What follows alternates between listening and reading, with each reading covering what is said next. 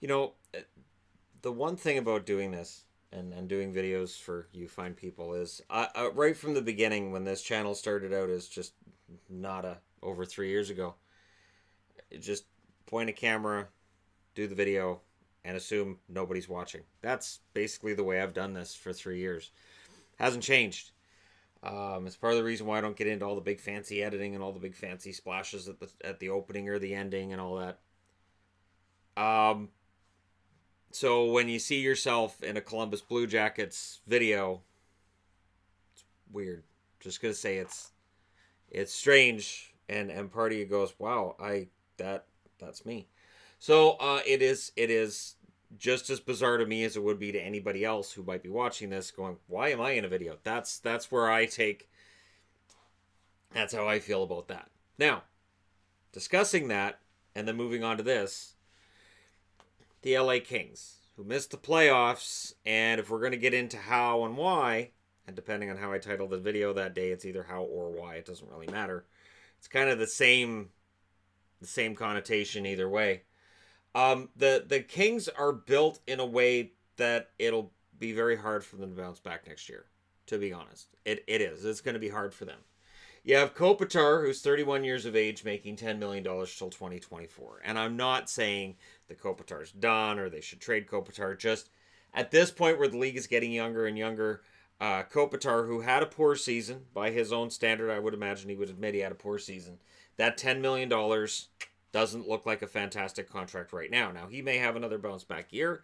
He had a bounce back year last year. He may do it again. We'll see. Kovalchuk at 36, 6.25 million until 2021, so he's got 2 years left in that.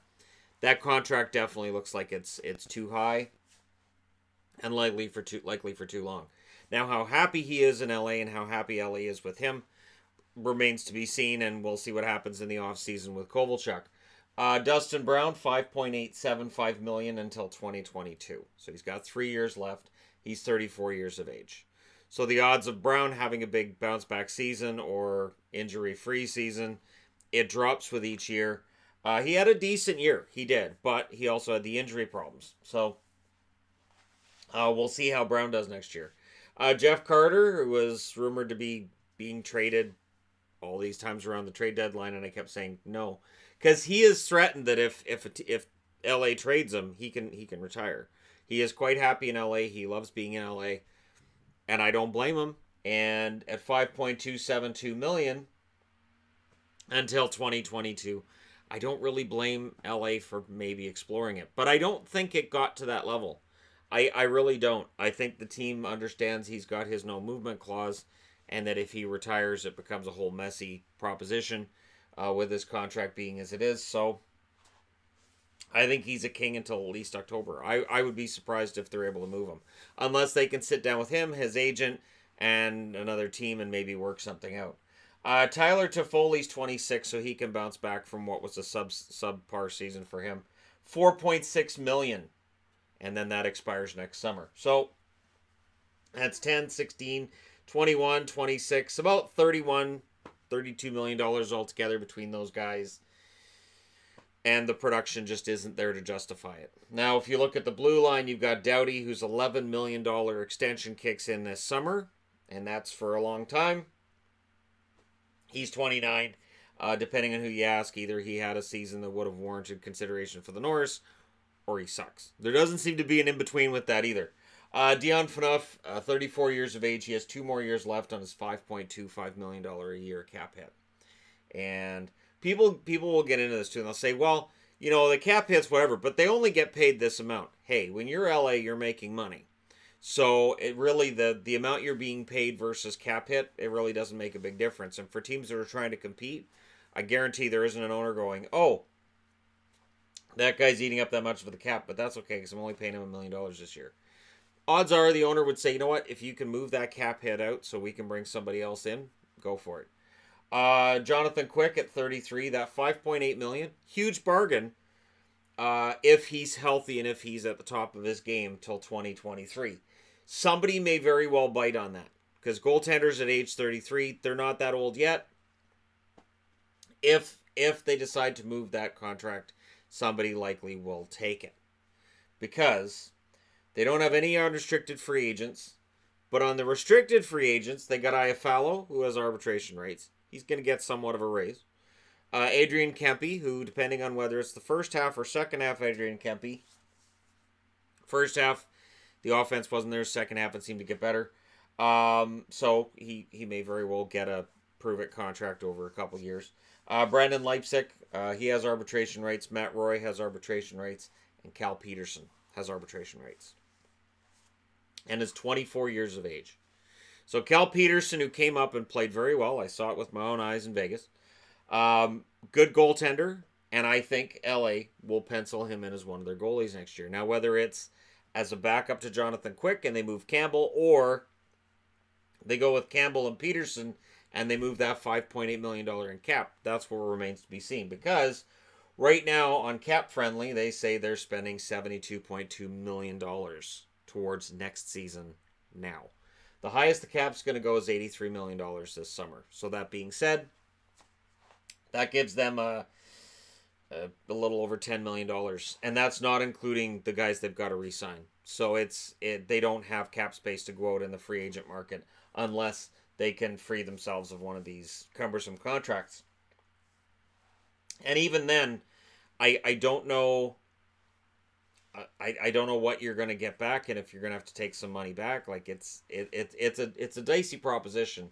The Kings find themselves in a cap hell of sorts. Rasmus Kapari, Gabe Vilardi, Akil Thomas, Jarrett Anderson-Dolan. Their top 4 prospects, all centers. Gabe Vilardi, of course, has been injured. It has been a really, really rough year for him. It's been rough for him since he was drafted. So, as much as I liked the kid when he was drafted, he hasn't had a chance to play, really, to show much of anything yet. And every year that this happens, it's going to set him back a bit in his development. If you're not on the ice, you're not playing. You're not really learning the game at the pro level. And we'll see if any of these players are able to step in and help with scoring this coming season. Kyle Clegg on the blue line. And Carl Grundstrom's worth mentioning because he had a decent run after the call-up. He, of course, was acquired from the Toronto Maple Leafs in the Jake Muzzin deal, and he looks like a keeper. Now, when you look at this year compared to last year, this year, their goals for were 30th in the league. Their goals against, 22nd. You don't expect 22nd in goals against, especially when you look at last year. Last year's goals for, they were 17th.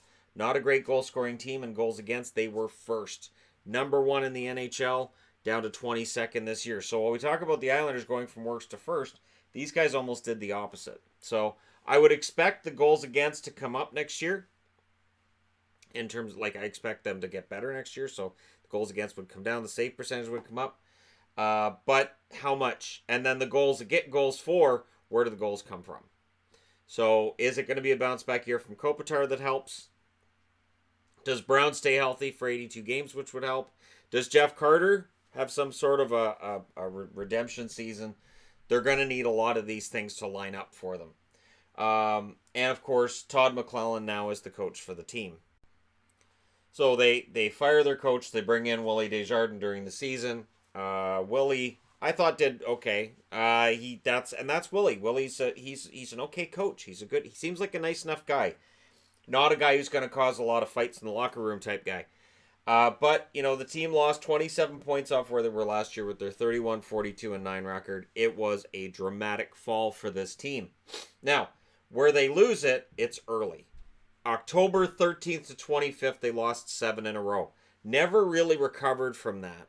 And when they would get some wins together, this had happened. November 8th to 17th, they lost 4 out of 5.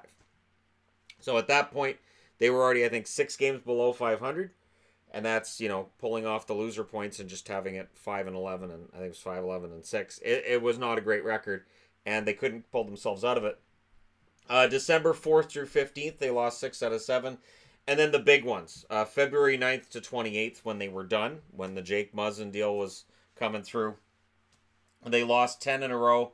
March 5th to 18th, they lost 6 out of 7. But these deals and some of this money that's still there is why I've said they haven't really sold yet. They haven't really done the teardown. Trading away Jake Muzzin yeah, it's a top four blue liner, an important guy to LA, and I should not undersell that. However, there's still a lot of veterans on this team. And this is still a team that is not built for rebuild purposes at this time. So we'll see if the veterans buy in or if the veterans get moved out or what they do from here. This team kept going into extended losing streaks, and they didn't have the confidence, it seemed, on a lot of nights. And the offense just wasn't there. It was shocking to watch as Anaheim and LA both went through this. And, the shots for, not great. The shots against, not great. And again, Anaheim and LA both going through this. I expect things to get better under Todd McLellan. I would expect a bounce back season from some players. I think we're going to have to ask, what do you do with Dion Phaneuf? And that's a question Toronto had going on for years, and now it's LA's question as well. While I thought he had a decent bounce back after arriving in LA, this year was really not a good year for him. And again, I'm not saying anything that people don't already know or that players aren't aware of. It was a miserable season for a lot of LA Kings.